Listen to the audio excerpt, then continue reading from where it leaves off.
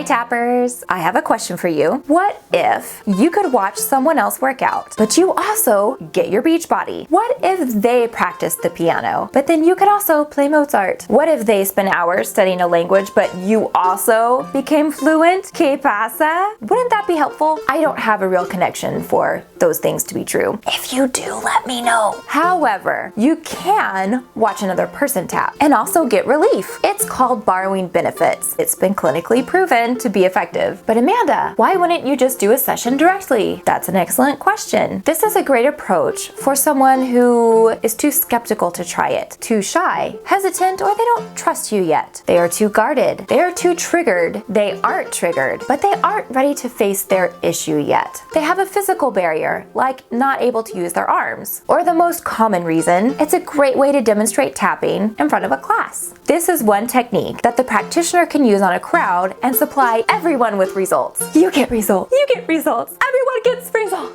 Dawson has already created phenomenal resources on borrowing benefits. There's a link to them in the description below. Let's give a quick little nod to the process of how it all works, shall we? It's like looking in a mirror. If you were to look into a mirror and you saw a smudge on your cheek, you would go to wipe it, automatically applying the smudge to you personally, even if where the smudge actually exists is on the mirror. In the body, you have mirror neurons that work the same way. If you watch someone tapping and having success, your body applies that success to you. You will have the most benefit from your borrowed experience by following the 6 steps laid out in the link below. But I personally have had experience with getting movement by engaging at exactly this level.